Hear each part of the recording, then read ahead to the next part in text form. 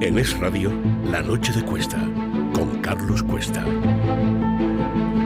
Bueno, pues vamos a hablar de las consecuencias por ahora, porque la verdad que se está dibujando un panorama extraño en lo que está ocurriendo en los ataques a Irán, en la respuesta de Irán y en lo que puede ocurrir, ¿no? Y hay una gran pregunta que es después que evidentemente había que respaldar a la población, que evidentemente había que atacar a Irán, que evidentemente hay que estar en el bloque de las democracias liberales, pero también es evidente que eso va a desembocar en una serie de consecuencias económicas que van a tener un efecto. Veremos lo duradero que puede ser y veremos cuál es el plan post, porque se habla de una especie de transición, dice Estados Unidos, a lo Venezuela, pero Venezuela es Venezuela e Irán es Irán, y el entorno cultural no tiene absolutísimamente nada que ver. Pero bueno, vamos a darle las gracias a CaixaBank, que nos permite, con su patrocinio, poder explicar todo este tipo de cuestiones. Domingo Soriano, ¿cómo estás? ¿Qué tal, Cuesta? Las bolsas las vemos caer.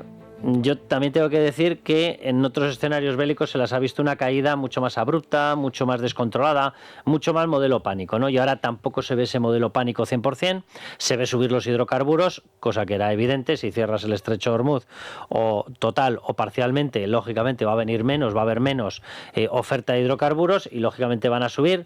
Nos tenemos que empezar a preparar, Domingo, para un escenario a medio o largo plazo. Esto puede ser a corto plazo. ¿Qué puede ocurrir? Sí, lo primero yo creo que es importante lo que has dicho porque digamos que a lo largo del fin de semana probablemente casi todos hubiésemos anticipado un movimiento en los mercados mucho mayor que el que ha habido. Han caído las bolsas, sí, se daba por descontado. Te sube el petróleo, te sube el precio, el del gas ha subido más, pero no parece que el movimiento haya sido tan pronunciado como muchos a lo mejor se temían el domingo, ¿no? A ver qué va a pasar mañana cuando empiecen a abrir los mercados, a ver los mercados de futuros. No ha sido tan exagerado. Así, y siendo importante, pero claro, aquí siempre al final la magnitud, pues dices, si me espero 100 y acaba siendo 10, pues 10 es mucho, pero no es 100. Pues algo así. Sobre todo porque la bolsa descuenta por anticipado esos efectos, o sea que... Eso es. Y cuidado, que hay no solo los efectos sobre, evidentemente, el mercado de las materias primas y especialmente el petróleo, el gas, sino sobre otros muchos aspectos de la actividad económica en los que el Golfo cada vez tiene más presencia. Es decir, hasta hace 30 años, si pasaba algo así en la zona del Golfo, pues todo lo que decíamos es qué va a pasar con el petróleo y poco más, ¿no? Bueno, el gas luego también, que fue cobrando importancia. Pero ahora mismo los Emiratos, Qatar, son actores que tienen un peso económico que va más allá del evidente, que es el más importante, el del petróleo, y que además quieren posicionarse en otro ámbito. Quieren salir de la dependencia del petróleo. Lo estamos viendo. Dubái es la máxima expresión. O sea, es uno de los grandísimos centros internacionales de negocios en estos momentos, más allá de la cuestión energética. Exactamente. Temas de, como dices tú, centro de negocios, quieren posicionarse claramente como un hub financiero, uno de los grandes actores financieros. Totalmente. Junto a Singapur, es la City en Londres, Nueva York, quieren que ser ellos con un también. Atractivo, ellos son paraíso fiscal, clarísimamente. La tributación en Emiratos es un chiste comparado con lo nuestro, es decir, lo nuestro es una broma macabra comparado con lo suyo. Sí, a los ricos ingleses, americanos y en general del norte de Europa les están masacrando a anuncios, quería decir, les están bombardeando anuncios desde hace muchos años diciéndole vente a vivir a Dubái. A impuestos nos masacran a nosotros. A impuestos a nosotros, sí. Sí, pero preferiría los anuncios. Aquí lo vemos, la expresión más evidente o más palpable, más anecdótica, quizás sea lo del deporte, ¿no? Pues vemos que en los últimos años que si Emirates en la camiseta del Madrid, que si el estadio del Atleti se llama Riyadh Air, que si el Barça Qatar, pero yo creo que en España no somos del todo conscientes. Por ejemplo, a mí me gusta mucho el golf, es un deporte que en España tiene poco seguimiento, pero por ejemplo en países anglosajones es pues, probablemente el más seguido en deporte individual. Tú no sabes el dineral que se están gastando desde hace años, más allá de la Liga Saudí, esta en la que juega ahora Jon Rahm, en anuncios, en patrocinio de torneos, y tú te ves los torneos y de vez en cuando salta un anuncio o lo que sea, y el anuncio básicamente es decirle a los ricos ingleses y americanos, veníos aquí, que aquí os vamos a cobrar menos impuestos, que cuando en tu país hace mucho frío, aquí puedes estar en la playa, que puedes tener una doble residencia en tu país y aquí. Y digo, lo que evidentemente no se gastan el dinero en deportes para tener a Jon Ram o para tener una gala de boxeo en la capital. Se gasta el dinero en deportes como medio de promoción de lo que quieren ellos ser, un gran centro financiero. Sí, de un gran centro financiero y de un gran centro de negocios a nivel mundial. Entonces, esos países, a mí es una de las preguntas que más curiosidad me genera. ¿Cómo van a responder ante una amenaza que pone en peligro eso que llevan intentando construir 20 años? Bueno, que es mucho momento, más que el petróleo. Emiratos ha cerrado filas, y además por un doble motivo. Uno, porque es evidente que los famosos acuerdos de Abraham, que se dedicó a negociar, hay que recordarlo, Israel, de ahí su nombre, evidentemente, y dos, la primera administración Trump, no esta, la primera administración Trump, y aquellos acuerdos que incluían efectivamente la identificación y el señalamiento de, vamos a ver, en países árabes, pero que quieren evolucionar y que quieren salir de lo que implica una forma de ver la religión y la sociedad, que es el islamismo radical, que es una auténtica tortura y una lacra. Los que quieran evolucionar, cerremos alianzas con Israel y evolucionemos hacia lo que es un desarrollo democrático. Es de momento yo creo que impensable en muchos de esos países, pero por lo menos sí de un mínimo respeto de derechos y libertades. Y esos países cerraron acuerdos en aquel momento y tiene toda la pinta de que los siguen respaldando. De hecho, eso es lo que siempre ha estado intentando reventar y reventando en ocasiones Irán. El pogromo del 7 de octubre fue el reventarlo cuando más cerca estaban los acuerdos de Abraham. Bombardeó a Israel para forzar una especie de respuesta, entre otras cuestiones, del mundo árabe. Bueno, pues ahora el mundo árabe, no Irán, el mundo árabe, ha decidido que respalda a Estados Unidos. Uno, porque le está atacando Irán, que también ha identificado esta bifurcación. Dos, porque ese propio mundo árabe es que prefiere tener acuerdos con Estados Unidos. Arabia Saudí, Emiratos, Qatar, están clarísimamente en estos momentos de parte de Estados Unidos. Sí, ahí la cuestión es cuánto daño les puede hacer no solo la respuesta iraní, la cuestión de cómo va a evolucionar la guerra, que pues no, sinceramente no lo sé, pues vamos a ir viendo cuánto se van a implicar Estados Unidos, Israel, todos estos países, sino la propia amenaza, el propio riesgo. Yo es una de las cosas que más estoy leyendo, sobre todo en prensa internacional estos días, un aspecto que, ¿cómo decirlo?, más peligroso casi que los ataques contra grandes instalaciones, que también son peligrosas, evidentemente, ¿no? Pero más daño hace la propia generación de una amenaza constante. Es decir, lo que te está diciendo los expertos en prensa internacional desde un punto de vista económico es que, por ejemplo, este lunes prácticamente se cerró el mercado de seguros para el transporte de petróleo, para el transporte de gas desde el Golfo Pérsico.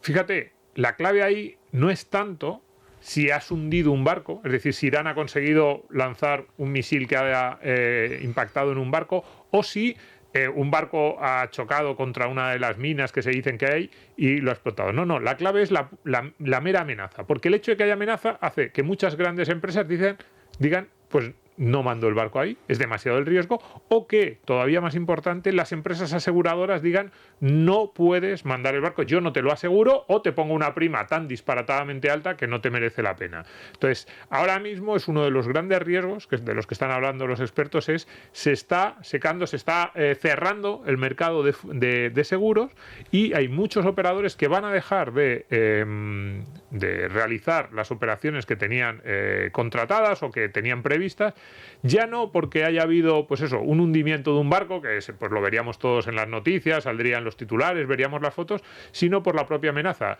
¿Y cuál es el riesgo de esto? Que Irán puede, digamos, que esa amenaza esté presente, es más fácil que hundir el barco, que el misil en sí mismo, que realmente sea efectiva el ataque. Simplemente esa sensación de cuidado, no es seguro ahora mismo pasar por el estrecho de Hormuz. Y yo creo que ahí sí que se puede generar una distorsión muy importante en los mercados. Estamos hablando de más o menos un cuarto del petróleo y del gas natural que se comercia internacionalmente en el mundo. ¿No? Afecta mucho también. Pasa por ahí ese tipo de productos y claro, eso va a haber, ya se está hablando que si no, pues Arabia Saudí puede intentar salir por el oeste, que si hay otros países, que Venezuela, no sé qué, a ver si podemos... La alteración de las rutas ya implica costes, evidentemente. Que un 25% de la oferta a nivel mundial, o sea, tú puedes poner parches, pero esa magnitud, si tú cierras lo cierras o por completo, o haces mucho más caro pasar por ahí, o haces que sea prohibitivo desde el punto de vista de los costes, el impacto en los precios va a ser muy importante, claro. Yo he visto escenarios de todo tipo. Ahora mismo, según estamos hablando, el precio del crudo del barril está en $77. ¿Hacia dónde se va a ir? Pues no sé. Yo he visto escenarios que hablaban de 150 o más. Eso sería, claro, si la guerra se mantiene, si Irán consigue su objetivo de cerrar el estrecho, todo eso. Pero evidentemente va a tener un impacto muy, muy importante en toda Europa. Y, en toda Europa, en todo el mundo, y nosotros lo vamos a ver. Vamos a ver incremento de inflación, políticas monetarias restrictivas como los bancos centrales. Recordemos los años 70. Es verdad que en aquel momento... Políticas monetarias restrictivas, para que la gente nos entienda, es que se acabó pensar en rebajas de tipos y volvemos a escenario de subida de tipos. Claro, porque si tienes inflación... años 70. Bajo crecimiento económico, que eso ya lo teníamos, y inflación, y entonces políticas monetarias de los bancos centrales pues para controlar esa inflación que se te puede acabar disparando. Además, el petróleo, todos lo entendemos rápidamente, es decir, es un tipo de producto que si te sube los costes de transporte te afecta a todo lo demás, porque cualquier producto necesita ir desde el punto en que es producido hasta el punto en que es consumido. ¿Qué puede ocurrir a efectos de bolsa? Que hemos visto de momento una reacción contenida, una bajada, es verdad, pero no un pánico. Si esto se enquista, que ya está diciendo la administración norteamericana, Marco Rubio ha salido también y ha dicho, miren, los principales ataques todavía están por llegar. Ergo, lo principal de esta guerra o de este ataque todavía no lo hemos visto, o sea que esto va a durar. A ver, está claro que si esto se continúa durante muchos meses, eso va a tener un impacto, hemos dicho, en los precios, en la inflación y en los beneficios de las empresas. Y claro, si los beneficios de las empresas son menores de lo que había previsto hasta ahora por un conflicto geopolítico, por la razón que sea, pues te van a bajar las cotizaciones. Es evidente que eso es lo que suele ocurrir. También, y estamos en un momento además en el que las cotizaciones eran altas, porque si me dices, no, están, digamos, el escenario que descontaban los inversores ya era relativamente pesimista, negativo. Bueno, pues dices, si pasan más cosas malas, como ya descontabas un escenario malo, es como que la bajada no va a ser tan importante. Ahora mismo no es lo que ha ocurrido. Llevamos varios años de subidas importantes. Que yo no digo que es lo que vaya a ocurrir. Nosotros lo repetimos mucho en Tu Dinero Nunca Duerme y a mí me gusta reiterarlo. No tengo ni la más remota idea de lo que va a hacer la bolsa en el próximo año, pero la lógica te dice que unas empresas que ya estaban en valoraciones más o menos exigentes y el mercado americano estaba en valoraciones bastante altas, sí hay un elemento, un efecto de un suceso geopolítico que afecta a los beneficios de las empresas y esas empresas empiezan a descontar beneficios para el próximo año, los próximos 2-3 años inferiores a los que anticipaban, pues lo normal es que haya una corrección y puede ser una corrección importante. Yo espero que, pues a nosotros nos afecte menos. España es un país que en estos casos, a veces por malas razones, porque muchas veces porque no estamos demasiado metidos en algunas de las cadenas de valor más interesantes a nivel mundial, no estamos muy... hay algunas de las industrias más avanzadas tecnológicamente en las que tampoco somos punteros. Digo, España es un país al que esto le afecta menos, pero evidentemente tendría sus implicaciones. Yo lo que espero es que no ocurra eso, es decir, que el conflicto no dure varios meses, que no afecte a las empresas. Es verdad, algunas de las tendencias de las que hemos visto en los últimos años, pues desde la inteligencia artificial, hacen que este tipo de conflictos sobre materias primas o que a lo mejor hace 50 años el peso del sector industrial en el PIB de los países desarrollados era mucho más alto, pues ahora te afecta algo menos. Pues esperemos que seamos capaces de controlarlo, de amortiguar los daños que pueda haber. Oye, el hecho de que en estos momentos Estados Unidos sea un garante del suministro del petróleo venezolano puede aliviar la crisis energética. Lo digo porque, claro, hasta ahora tenías controlado el estrecho de Hormuz, no lo tiene controlado, pero lo tiene atemorizado, por decirlo de alguna manera, Irán. Pero claro, es verdad que si pones en marcha, lo que pasa es que no va a ser automático, la producción en Venezuela, podrías aliviar en parte, eso va a tardar tiempo, ¿no? Claro, es que ese es el punto. Probablemente si lo viésemos en una mirada de muy largo plazo y decimos, de aquí a 20 años, por ejemplo, ¿qué pasaría si los países del Golfo Pérsico e incluso podemos decir los países árabes se secan de petróleo, ¿no? Se les acaba, ya ni siquiera ¿quién podría sustituirlo? Pues en una mirada a esos 20 o 25 años, algunos de los países sudamericanos, y Venezuela es el ejemplo más claro, podría entrar y decir, oye, yo tengo reservas suficientes, tengo capacidad para producir, si no lo mismo, pues casi, ¿no? El problema es que en la mirada que tenemos no es a 20 años, es de aquí a 6 meses, de aquí a un año, ¿cuánto puede poner en juego Venezuela? Intuimos que menos, intuimos que debe tener una capacidad de producción muy inferior. Por ejemplo, hoy hablábamos con un especialista en estos temas y nos decía, mira, de producción la debe tener bastante limitada y debe tener muchos problemas, pero una vez que saca el petróleo, por así decirlo, de refino, es que directamente no puedes confiar. Te lo tienes que llevar todo a Estados Unidos. No es tan sencillo, pero evidentemente sería, digamos, uno de esos paliativos, uno de esos pequeños parches dentro de que si fuéramos al peor escenario, que es un conflicto a gran escala y paralización del suministro que viene de los países árabes, pues el impacto sería enorme. Y Venezuela sería uno de esos pequeños parches dentro de una situación extraordinariamente compleja. Bueno, vamos a cómo nos hemos preparado, o mejor dicho, cómo no nos hemos preparado para esta situación en España, porque empezamos a cosechar datos de paro muy preocupantes. En este programa, en esta cadena, en Libertad Digital, llevamos mucho tiempo avisando de que había un alto grado en los datos de empleo, un alto grado de maquillaje, que no había una realidad como se estaba describiendo. Ahora ya parece que ni siquiera con el maquillaje, es decir, vuelve otra vez o volvemos a tener datos de crecimiento de paro. Si nos vamos a las cifras eliminando todo el maquillaje estadístico que llevan implícito, nos volvemos a cifras totales sumando todo, los famosos fijos discontinuos inactivos, etcétera, cercanas a los 4 millones de parados. Es decir, nos vamos a una situación que no la tiene ningún país de nuestro entorno.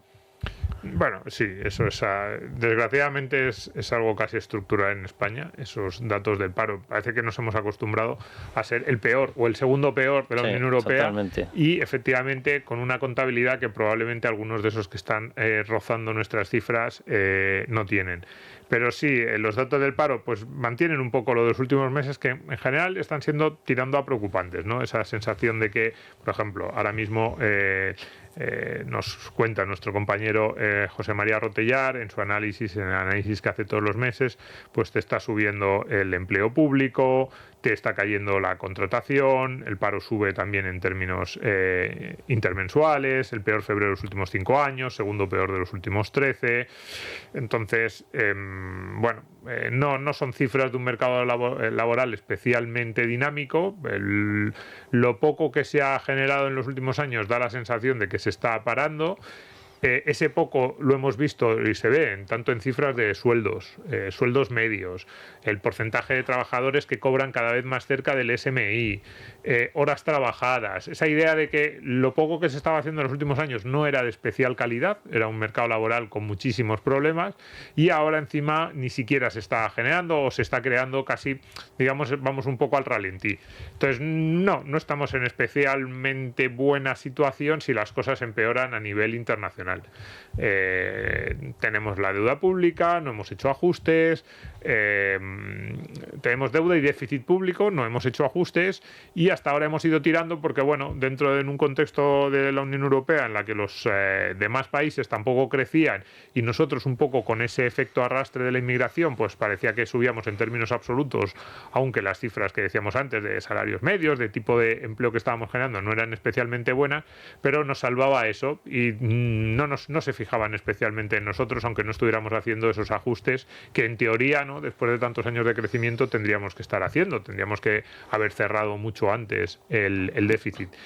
Si hay una ralentización de la economía a nivel mundial y empeoran las cifras que tiene el gobierno en la cabeza, nos vamos a ver en un problema gordo, porque claro, si has desperdiciado los años que tú mismo decías que eran buenos para equilibrar mínimamente tus cuentas y son unas cuentas que ya vienen de muchos años, de más de una década, de graves problemas, pues el día que vengan mal dadas, Pues imagínate, si estamos en el año bueno a un 3% de déficit, ¿qué va a pasar en el momento en que se ralentice mínimamente la economía? No, si esa es la historia. O sea, ahora no tenemos capacidad de ahorro en el Estado, se la hemos quitado a los ciudadanos y a empresas con un saqueo fiscal masivo y encima nos dedicamos a lanzar mensajes como el que vamos a escuchar de Yolanda Díaz, que no pierde la oportunidad. Es ni un día sin un mensaje contra las empresas. Ahora dice que en defensa de los becarios. Si quieres defender a los becarios, garantiza que sean contratados con facilidad, no que se les vea poco menos que como enemigos al entrar en una empresa. Vamos a escuchar a Yolanda Díaz.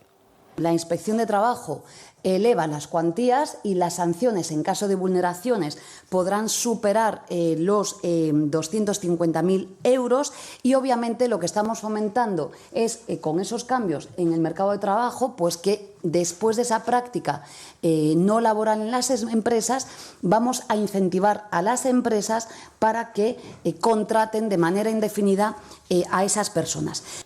Vamos a ver, pero señora Yolanda Díaz, ¿usted cómo va a incentivar que nadie contrate? Si cada vez que contratas a una persona parece que te has casado, pero te has casado además con un estómago que no termina de engordar. O sea, todos son cotizaciones, todos son impuestos, todos son problemas, todos son sanciones, todos son inspecciones. Y dices, no, pero vamos a incentivar que lo contrate. Sí, un chollo, ¿eh? Oiga, o sea, es mirar la regulación y sales corriendo y dices, qué chollo contratar a alguien en España. Por cierto, que otra de las cosas que ha anunciado es poner en marcha o poner a disposición de los becarios un mecanismo para delatar a los empresarios en caso de que hagan algo que ellos consideran que no es satisfactorio, que me imagino la rampa final, cuando comunicas a los becarios, mira, tú sí que te quedas, tú no. Me imagino los del tú no, saldrán corriendo a prepárate, chaval, que te vas a enterar de lo que vale una delación de un becario. O sea, Dios bendito la que está montando. Sí, y dice que está en la despedida. No había oído estas declaraciones, pero Yolanda Díaz se supera en algunos momentos. Siempre. Meter en la misma frase una amenaza de multa de 250.000 euros y un incentivo a la empresa para que contrate a ese al que tú le estás diciendo que como haga algo mal le vas a multar con 250.000 euros. Le ha faltado el postre habitual suyo, que es, como me dijo Espartaco, ¿sabes? Y ya lo hubiese bordado ya. Es fantástico. Entonces, claro, dices, no, pero una vez que la empresa tenga el becario, incentivaremos a la empresa para que lo contrate de forma indefinida. Habrá que ver qué tipo de incentivo, qué es lo que tiene en la cabeza, pero básicamente una declaración como esta lo que le está diciendo a la empresa es no tengas becario. Ya lo es que hay, y ahora, cuidado, bueno, estamos en un momento especialmente grave para eso porque se están reduciendo las contrataciones de licenciados. Tú eres profesor de universidad. Sí. Y hay un cacao montado, y esto lo sé por mis hijos, hay un cacao montado con el tema de las prácticas, porque claro, es que ahora las prácticas son obligatorias para cerrar la carrera. Entonces, claro, aparece Yolanda Díaz y dice, espera que voy a poner un mecanismo para que delaten a la empresa. Vale, perfecto, yo soy empresa y digo, mira, un motivo para no coger becarios. Bien, más. No, y además un mecanismo sancionador que vas a alucinar por las esquinas. Venga, otro motivo para no contratarles.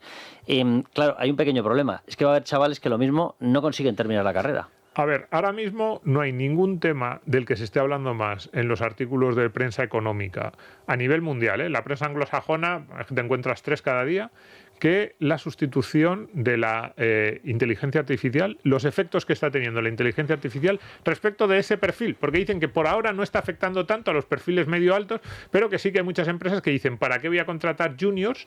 O si antes contrataba 20 o 25 juniors, si ahora un par de ellos, con ayuda de las nuevas herramientas de inteligencia artificial, esto sobre todo hablamos de empleo de oficina, pero que es el empleo mayoritario, el empleo sector servicios, también en España. Pues bien, lo que les está diciendo Yolanda Díaz es lo que tú estás diciendo. Entonces, a esos recién licenciados que están diciendo, bueno, y ahora cómo nos incorporamos al mercado laboral, les está diciendo a las empresas, mucho cuidado, ya no solo por el coste que puede tener ese nuevo trabajador.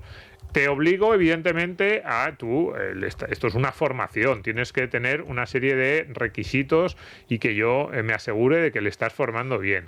Te amenazo con una multa y, como tú dices, con un buzón anónimo por si acaso haces algo que no está bien. Y entonces la empresa que dirá, oye, pues léete esos artículos que... ¿Has visto todos los artículos de la inteligencia artificial que dicen que ahora el trabajo de 10 becarios lo hace una IA? Pues ni de broma nos arriesgamos. Ponte en marcha, contrata un par de software de esos y ya está.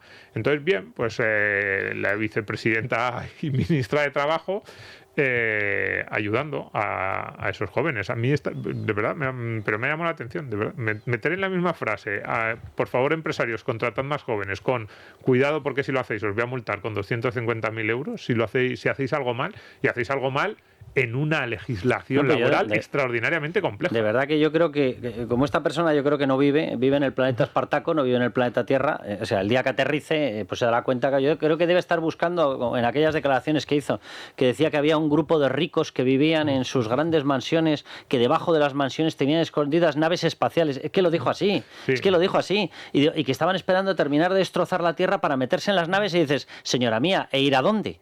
¿Ir a dónde? ¿A dar vueltas? Por el universo, pero no se pueden decir más tonterías juntas. Bueno, pues yo creo que ni siquiera es consciente de la que puede ocasionar con el tema universitario, que es que va a haber infinidad de personas que van a terminar la carrera, les van a pegar un corte de manga a las empresas y van a decir, mira, a mí me has puesto infinidad de exigencias, pero yo no tengo ninguna obligación de contratarte. Así que tú sabrás cómo terminar la carrera. Píntatela tú mismo, pinta y colorea. Es que por eso digo, es el peor momento para hacerlo. Quiero decir, a lo mejor me dices, hace 20 años, digo, bueno, hace 20 años está mal, perjudicas al becario, pero es como que las empresas necesitan ese perfil. Ahora mismo, que de lo único que se habla en la prensa de negocios, en la prensa económica, es que las empresas cada vez necesitan menos esos perfiles, que cada vez va a ser más difícil que contraten, encima tú se lo dificultas. Pues lo que vas a conseguir es muy previsible. Domingo, nos guardamos para la próxima, que este tema también es interesante. Illa dispara el gasto en la estructura nacionalista en su primer presupuesto. Menos mal que Illa no era nacionalista, ¿verdad? Más para TV3, 3 nuevas embajadas, crecimiento de un 37,3% del conjunto de las partidas con tinte nacionalista. Bueno, Domingo, eso ya para la próxima. Sí, la financiación autonómica, la nueva. Bien. Claro, ya saben los regalos, han llegado los reyes. Ya saben dónde usarla. Han llegado los reyes republicanos. Eso es. Bueno, le vamos a dar las gracias a CaixaBank, que nos acompaña y nos permite explicar todo este tipo de cuestiones económicas. Con el primer sueldo de su nuevo trabajo, Martín se ha comprado una caña de pescar, la Tornado FR. ¡Wow! Para Martín, esto es algo personal y nuestra manera de entender la banca también lo es. Por eso, al hacerse cliente de CaixaBank y traer su nueva nómina, le ofrecimos 250 euros. Si algo es importante para ti, también lo es para nosotros. Infórmate en caixabank.es. Bueno, pues nos marchamos. Mañana les daremos más información de qué es lo que está ocurriendo en el estrecho de Hormuz, con esos ataques de Irán, con las respuestas que está teniendo Israel. Les daremos información de todo y les daremos información de las tramas de corrupción. La audiencia, de momento, ya ha dicho que, por supuesto, que pa'lante con el caso Plus Ultra. Me da que el tan ufano, ayer, José Luis Rodríguez Zapatero, hoy lo mismo se está repensando y dice, a lo mejor no debería haberme subido tanto a la parra con mis declaraciones con respecto a no sé, no recuerdo. Bueno, que les dejamos, mañana aquí estaremos, ya saben, viva España y viva la libertad.